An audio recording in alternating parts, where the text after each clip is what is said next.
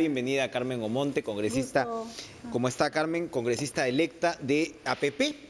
Y bueno, ¿camina o no camina esto? ¿Avanza o no avanza? Ahora mismo el presidente Martín Vizcarra ha señalado que no se especule con el tema del voto de confianza. Hace algunas semanas, en realidad, llegamos a conversar con el primer ministro Ceballos, y él ni siquiera estaba seguro que correspondía como tal un voto de confianza por las circunstancias especiales. ¿Todo este piso está parejo? ¿Ya tenemos claro cuál va a ser, digamos, la coreografía, el protocolo en los primeros días de este Congreso que se instale? Creo que es importante que aquellos que tenemos en este momento, por decisión de la población, un espacio de poder al servicio del pueblo, tengamos la prudencia de entender cuáles son los alcances de lo que decimos, hasta dónde podemos proponer, hasta dónde podemos exigir. Creo que como Congreso, en particular como Alianza para el Progreso que hemos asumido, por ejemplo, dentro de las promesas de campañas, de los compromisos de campañas que hemos tenido en estos 2 últimos meses, por ejemplo, de la eliminación de la inmunidad, lo planteemos, lo lancemos, votemos a favor y lo impulsemos más allá de la respuesta de otras bancadas. Eso nos corresponde. Creo que al presidente Vizcarra le corresponde también la prudencia de dejar que el Congreso, que este nuevo Congreso actúe en medida de lo que manda la Constitución, lo que manda la ley. ¿Se está adelantando el presidente? ¿Se está buscando de todas maneras? Personalmente considero que sí se está adelantando. Imagino en buena fe que es producto del entusiasmo de todo ciudadano, de que bueno... Es el entusiasmo del presidente de volver a tener un Congreso al frente, probablemente. Y que pronto va a tener aquí un poder que va a equilibrar esa la soledad también es complicada. Usted no lo sabe, o sea, es complicado eso. Y forma también parte justamente de los riesgos del poder. Así es, la soledad del poder es un tema que uno siempre como autoridad tiene que cuidarse, ¿no? De los efectos. Entonces yo creo que el presidente Vizcarra tiene que tener ahora un poco de calma, de prudencia, de dejar que este Congreso se instale, de dejar que realmente cumplamos nuestro rol. Y uno de esos roles va a ser justamente el voto de confianza, la revisión de los decretos de urgencia, que más allá de la constitucionalidad o no, que se puede encontrar en alguno de ellos, pues también tenemos que evaluar su pertinencia, los intereses que están detrás, si realmente ameritaban que se propusieran, que si conviene al interés de toda la población. Queremos trabajar bien, por lo menos ese es el compromiso que tenemos en Alianza para el Progreso. Hoy hemos tenido ya el lanzamiento de nuestra agenda país, encabezada por César Acuña. Ha sido un momento importante para nosotros.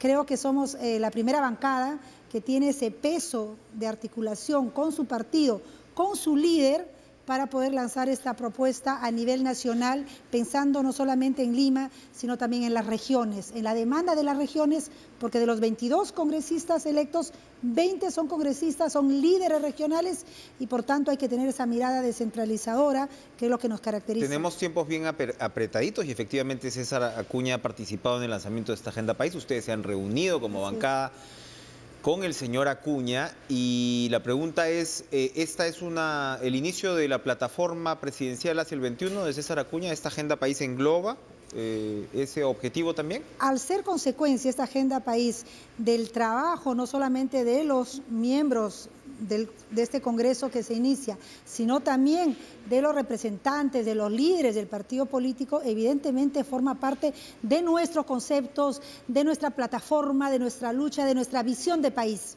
Tenemos un país moderno, con un país en la que se promuevan las inversiones para que generen empleos, que es la principal política social que deberá de tener un país para ampliar esta clase media, para arrinconar la pobreza, también arrinconar la corrupción, pensar en el agro, en la salud, en la educación, en fin. Efectivamente, todo eso se va a enmarcar en una propuesta política, pero no dejando de lado la eficiencia que tenemos que tener dentro del Congreso de la República. Y evidentemente las elecciones del 2021 ya están a la vuelta de la esquina, y ese es un tema que no podemos de descuidar, y va a formar parte justamente de nuestro compromiso, de trabajar lo mejor posible para que la gente entienda que podemos ser también un buen gobierno. Cuénteme una cosa, Carmen, que me intriga. Yo he leído declaraciones suyas, no sé si de hoy o ayer, a un diario, me parece, que usted señala o ve mayor cercanía con el Partido Morado que, por ejemplo, que Podemos, para armar el tema de la agenda legislativa. Y ha llamado la atención, pues, porque al final en la mesa directiva está Podemos, está el señor Urresti ahí, y no está el Partido Morado. ¿A qué respondió esto, pues, según su perspectiva? La pregunta que se me hizo justamente en este medio fue que de aquellas bancadas que no estaban formando parte de esta propuesta para la mesa directiva, con cuáles nos sentíamos más cercanos. De las que han quedado fuera. De las que quedaron fuera, así es. Esa era la línea de la pregunta. Y yo mencioné, y lo vuelvo a ratificar, que espero que en la mayoría de los temas haya coincidencia con todas las bancadas, porque finalmente este Congreso de minorías, porque somos minorías, podamos ponernos de acuerdo en temas tan importantes como el de la eliminación de la inmunidad, que va a requerir una reforma constitucional, pues va a requerir la sumatoria de muchos. Más allá de eso, otras propuestas de ley en las que se requiera una minoría simple, también requiere de consensos. Entonces, cuanto más nos sumemos en esa idea de sacar adelante temas que beneficien al país, pues en buena hora. Entonces, la respuesta iba en ese lado, y no solamente espero que haya coincidencias con el Partido Morado, sino con los demás, con las demás bancadas, y que finalmente pues seamos eficientes. ¿Se va a tomar en serio el tema de las reformas o se va a ir enfriando? Por ejemplo, Acción Popular no ve con buenos ojos el tema de las primarias abiertas, ¿no? Qué bueno, es un tema de repente controversial, ¿no? O sea, primarias abiertas, obligatorias, las paso, universales, ¿no? así es. Exacto, ¿no? O sea, que todos los electores vamos un solo día, por voto obligatorio, a escoger a un partido y vamos y votamos en sus primarias, en los mismos locales de votación, pero votas en las primarias, y entonces eso se supone que te va a ahorrar ya el tema del voto preferencial, eliminas el voto preferencial. Entonces, el temor ahí es que el voto preferencial, insisto, las primarias pueden ser un tanto controversiales, por lo que hemos visto en Argentina, quizás modificar un poco la figura, pero que exista la fortaleza, el necesario fortalecimiento de la democracia interna en los partidos políticos. Pero entonces el temor ahí es que el voto preferencial persista.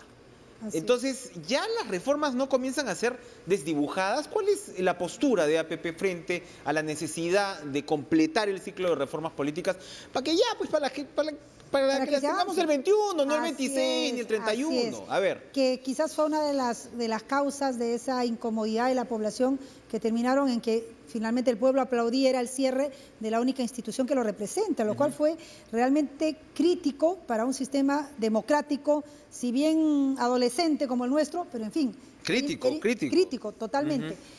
¿Qué hacer? Nosotros como bancada y como partido ya hemos anunciado formalmente que estamos a favor de estas reformas. Somos conscientes que no tenemos todos los votos. Efectivamente, Acción Popular ya se ha pronunciado en contra de efectivamente solamente esta norma, ¿no?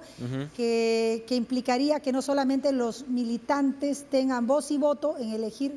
O sea, APP reclama que esto se quede dentro de casa, dentro del partido, que las internas sean solo del partido. Esa es la propuesta de Acción Popular. De Acción Popular. Y por tanto, no solamente de Acción Popular, acabo de escuchar al vocero de Frente Amplio en esa misma línea, a pesar de que entiendo que la candidatura de hace pocos años de Verónica Mendoza respondió... Fue la única que tuvo elecciones abiertas. Así es, entonces me sorprendió hoy ese viraje de Frente Amplio. Pero ustedes, APP, siguen con el tema de elecciones abiertas. Tenemos que ser coherentes con aquello con lo que nos hemos comprometido en campaña. Tenemos que dar el ejemplo, porque finalmente, si nosotros queremos ser creíbles para el 2021, desde hoy tenemos que dar el ejemplo. Desde hoy tenemos que mostrar a la gente que aquello que prometemos, en lo que nos comprometemos, finalmente lo vamos a ejercer y ejecutar cuando ya tenemos ese espacio de poder. El ex primer ministro Yehude Simón está preso ahora preliminarmente por recibir plata de Odebrecht a cambio, se supone, según la hipótesis fiscal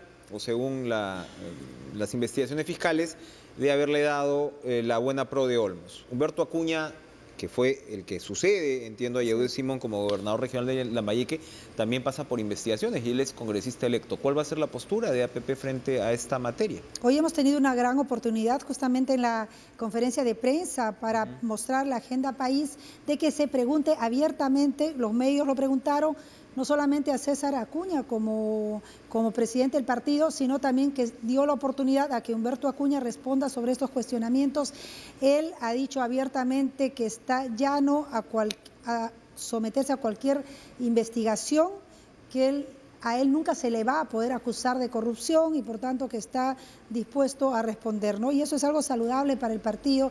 Hay que entender que aquellos que han asumido responsabilidades como autoridades locales siempre van a estar sujetos a investigaciones, en la mayoría de los casos que se sometan, no va a haber ese espacio de blindaje, que es lo que finalmente como Congreso tenemos, como bancada, nos tenemos que comprometer ante la población. Y eso se ha dicho hoy abiertamente, tanto por Humberto Acuña como por César Acuña. Según una interesante matriz de transferencia de votos que ha desarrollado Carlos Alberto Adriancén en la Universidad Católica, que lo que te dice es cómo votó la gente en el 2016 y cómo ha votado ahora en el 2020, ¿no?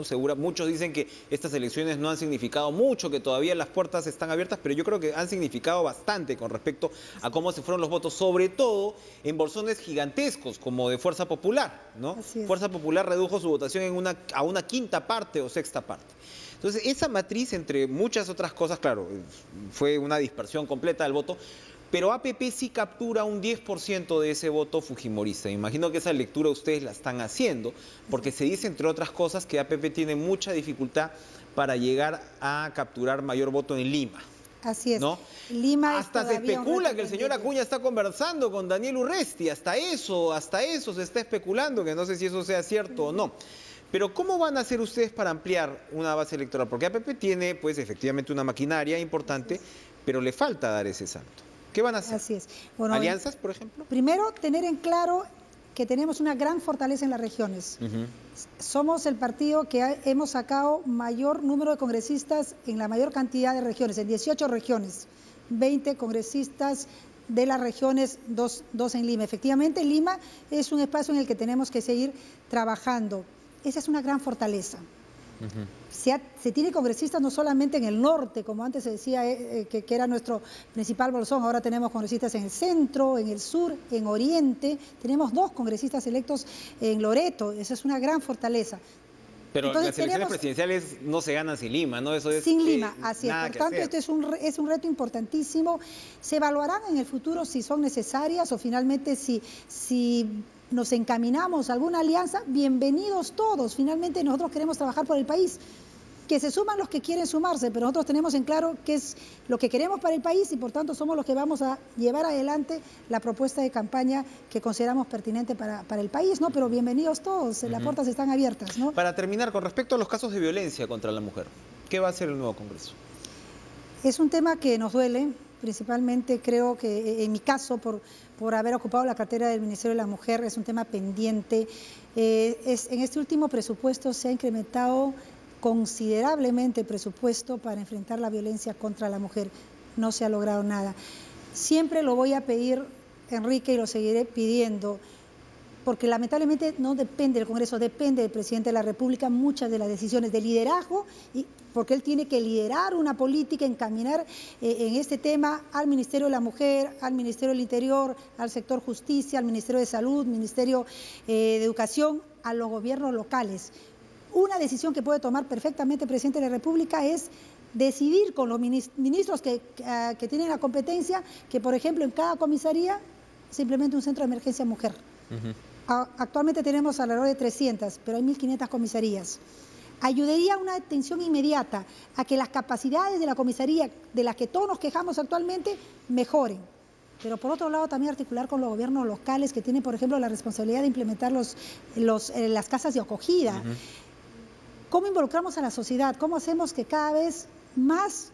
Lo veo, estoy viendo ejemplos que me alegran mucho, de verdad que ahora la gente se involucra más con lo que está pasando con la vecina, con la compañera de centro de trabajo. Seguir haciendo campañas para que la sociedad se involucre.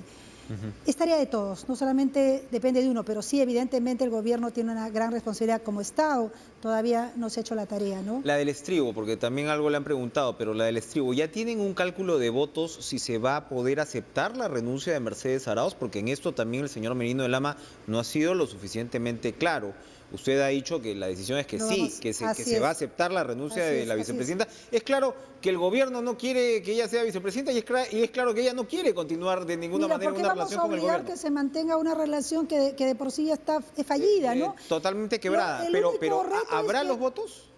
Yo creo que sí, sí se van a conseguir los votos y lo único que tenemos que tener en claro es que el presidente no va a viajar, pero es un año y medio que yo creo que lo va a asumir con muchísimo gusto y va a quedarse en el país a cumplir esta tarea compleja que también que tiene él. Ya había dicho incluso que igual no iba a viajar si es que Mercedes Arauz se queda, porque evidentemente la confianza está rota entre ambos, ¿no? Así es, entonces mantengamos esa línea, creo que es un tema que rápido puede pasarse esa hoja y a seguir trabajando en otros temas. Será el año de López Obrador para Martín Vizcarra, que no viaja a ninguna parte, pero bueno, pues como usted dice, es apenas un año. Así es, ¿no? Y él se ha comprado el pleito de ser, Dios mío, de dirigir y responder a las expectativas de una nación, eso no es sencillo, ¿no? Y bueno, parte de eso está en no salir del país. Será pues no sellar el pasaporte por un año. Gracias, Carmen Omonte, por acompañarnos. Ojalá pues estas propuestas vayan realmente caminando y el Congreso pueda dar señales rápidas, ¿no? De que es capaz de recuperar ese respeto de la ciudadanía, su imagen ante la población. Es una tarea. Gracias por estar con nosotros. Vamos a hacer una pausa y regresamos en Caracas.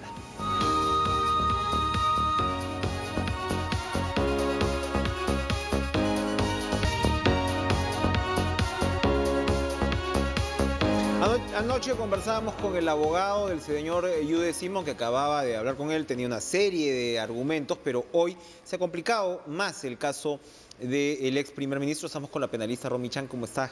Romy, gracias por estar con nosotros.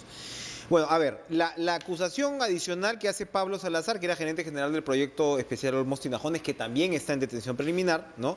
Es que Simón sabía que él viajaba para recoger la plata que entregaba el señor Barata en el año 2006.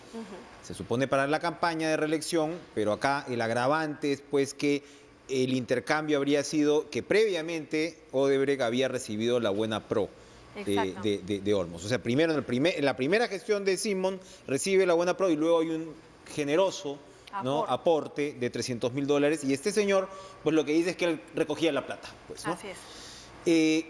Que evidentemente la defensa va a decir ahora, bueno, tiene que demostrar la ruta del dinero. ¿Qué es lo que qué le toca a la Fiscalía hacer y qué le tocaría en todo caso a la defensa de Simón para probar su inocencia si es que es así? Bueno, de momento la Fiscalía ha venido haciendo el trabajo que le tocaba. ¿Qué le toca? Así es. ¿Por qué? Porque lo primero que estableció fue, a partir de los testimonios recogidos en Brasil, que en efecto hubo un aporte, que se dijo inicialmente eran de $300.000. Luego lo que ha hecho es establecer la ruta del dinero y se verificó que en efecto habían codinomes, había una salida del dinero de la caja 2, ¿no? Exactamente, o sea, se estableció toda la ruta. Y ahora lo que ha encontrado es un testimonio que complica muchísimo la situación del señor Yude Simón, porque lo que está diciendo es, sí, además yo era una de las personas que recogió parte de ese dinero. No los 300, se habla de 100.000, pero también es cierto que los brasileños dijeron en su momento que habían otras personas a las que le daban el dinero. No estaba todo concentrado en el señor Salazar. Entonces, esto es lo que el Ministerio Público tiene como teoría del caso, como fundamento para sustentar un tema de lavado de activos, colusión, porque claro, cuando un funcionario público favorece en una contratación pública a un particular para beneficiarse, podemos hablar de colusión y encima acá hay perjuicio para el Estado, con 15 años de cárcel, ¿no? Y el Ministerio Público tiene ahí su caso armado. Va a tocar a la defensa del señor Yude Simón mostrar de alguna forma que no es cierto el testimonio de Salazar y que no se recibió este dinero, lo cual yo veo bastante complicado, sobre todo cuando Salazar ha mencionado que incluso él se quedaba con el dinero porque Yude Simón le pidió eso e iba entregándolo en función a las indicaciones que recibía. De la campaña, seguro. Así es, y además habla ahí de emisoras radiales, periodistas concretos, ¿no? Y si eso es así, bueno, lo que el Ministerio Público va a tener que hacer es voltear a estas personas y preguntarles si en efecto recibieron este dinero. Ahora, aquí hay un agravante, ¿no? Porque, a ver, desde mi humilde perspectiva, una cosa es la teoría de los aportes de campaña como tal, ¿no? Y que yo creo que eso probablemente todavía está por definirse en términos del carácter delictivo, ¿no? Porque siempre se ha dicho que acá era una falta administrativa, que esto cambia cuando Odebrecht tiene la caja 2 y tiene un supuesto origen ilícito. Del otro lado dicen, yo que iba a saber que era un origen ilícito, si el señor Barata iba a todos los cócteles, invitaba a las famosas feijoadas en la Embajada de Brasil, ¿cómo este señor iba a ser pues equiparable a un narco o a un minero ilegal? Entonces, eso entiendo yo está todavía por definirse. Lo que complica es lo que usted señala como colusión, es decir, tú como funcionario público tenías la capacidad de recibir esta plata como intercambio de dar una obra, que en el caso de Susana Villarán, por ejemplo, está bastante claro, lo estaría en el caso de Luis Castañeda, y acá entonces también estaríamos hablando, con la diferencia, me parece que aquí primero te dieron la buena pro y luego recibiste el aporte, ¿no? Sí, claro, pero eso es finalmente... Es lo mismo, por supuesto, la misma por figura, supuesto, ¿no? por supuesto. Además, claro, en este caso, ¿qué ocurre, no? La discusión de lavado siempre se ha debatido, por ejemplo, en el caso Fujimori, respecto a este tema de si el dinero de la caja 2 realmente es un dinero negro que pueda ser lavado, porque para hablar de lavado de activos no basta el pitufeo. Exacto. Es necesario que haya un origen ilícito de ese dinero que se pretende blanquear. Por eso se habla de lavar dinero o blanquear capitales, ¿no? En este caso, el tema viene por otro lado, porque ya no hablamos nada más de un aporte. Aparentemente, y es lo que la Fiscalía está buscando demostrar, este no es un aporte cualquiera, este es un pago a cambio de, no sé, es lo que dice el fiscal, ¿no? A cambio de un favorecimiento en una buena pro. Es decir, a cambio de un favorecimiento en una obra pública. Y si eso es así, en realidad esto es una coima. Claro. No es tanto un aporte, es una coima. Es el pago por el favor que... Ahora, de otro lado, siempre poniéndonos en este caso de la otra parte. Ayer el abogado de Simón nos trajo una serie de documentos y algunos, por ejemplo, son de la consultora Málaga Web. El señor Málaga ya falleció, Richard Webb está vivo, ¿no? Pero, digamos, como diciendo, yo no tuve que ver como gobierno regional con la buena pro. Yo solté todo esto, no solamente una consultoría con gente que se supone que es proba, sino también se le pasó al Ejecutivo la responsabilidad de la buena pro. Eso también es lo que evidentemente la defensa del señor Simón va a intentar hacer, ¿no? O sea, decir el proceso fue limpio y bueno, ya lo del aporte de campaña lo veremos, pero el proceso fue limpio y no fue direccionado para Odebrecht. Evidentemente les va a tocar hacer eso también. Sí, pero también en ese panorama van a tener, o va a tener la Fiscalía argumentos para mostrar. ¿Por qué?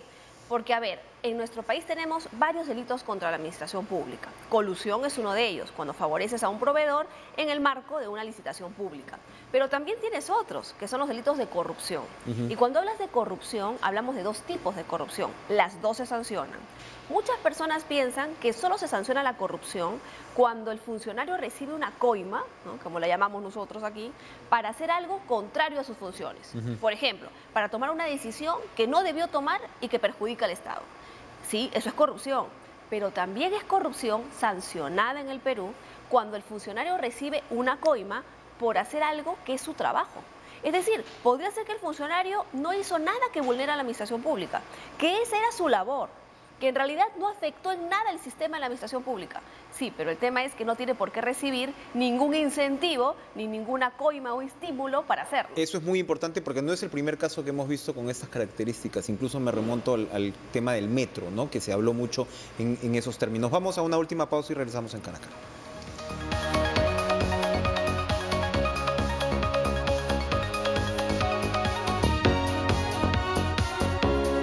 Romichak, tenemos un minuto y es para a ver, el otro caso que ha llamado la atención en estos días es el del fallecido Alan García, con respecto a este audio, ¿no?, o mejor dicho, este WhatsApp, donde Barata, pues, reitera lo que ya le había dicho Erasmo Reina, ¿no? Entonces, hasta ahora lo cierto es que lo que viene de Barata con respecto a la responsabilidad de García, creo que lo exculpa. No hay, o sea, evidentemente no lo exculpa en el sentido, pues, de la plata de los millones a su secretario, claro, no personal nada. Y demás, evidentemente, pero ahora lo que los fiscales tendrían que hacer en algún momento es preguntarle directamente a Barata sobre qué sabía o no sabía García. Evidentemente ya las investigaciones contra él ya prescribieron al ser luego de su muerte, pero ¿queda algo por hacer para aclarar el papel del fallecido expresidente? Bueno, lo que pasa es que yo creo que la Fiscalía, en realidad en su rol, no busca tanto el esclarecer o no esclarecer la situación concreta del señor García. Yo creo que lo que está buscando es probar el caso. Y para ellos el caso es que sí hubo pagos de parte de Odebrecht para el partido aprista, y en este caso incluso, ojo, no olvidemos que los brasileros han dicho que Nava era el Maiman de Alan. Y decir eso es una afirmación compleja porque Maiman era el testaferro de Toledo. Entonces lo que están diciendo los apristas es que... dicen que eso fue una respuesta a una pregunta de la Fiscalía, que no es que él diga que fue Maiman, sino que le pregunta el fiscal y a eso responde. Sí, pero lo cierto es que de alguna forma lo dice. ¿Ya? Y eso es un poco lo que el Ministerio Público utiliza como argumento. Entonces yo creo que en verdad definir o no la situación del señor García, que ya falleció, ya fue, claro, es irrelevante para exacto, el caso, porque lo que interesa es mostrar si hubo organización criminal, si hubo lavado, si hubo entrega de pago de dinero. ¿Para qué? Para enfocarse en las demás personas que todavía están vivas y sobre todo para ver las consecuencias patrimoniales que podrían existir si es que se corrobora que hubieron actos ilegales. Claro, porque García tiene todavía familia, o sea, se puede descubrir en todo caso si es que hubo algún tracto del dinero. Por supuesto, hacia terceros. porque recordemos que en el Perú tenemos vigente la ley de extinción de dominio, ¿no? Muy bien. Gracias, Romichan, por acompañarnos. Muy interesantes conceptos.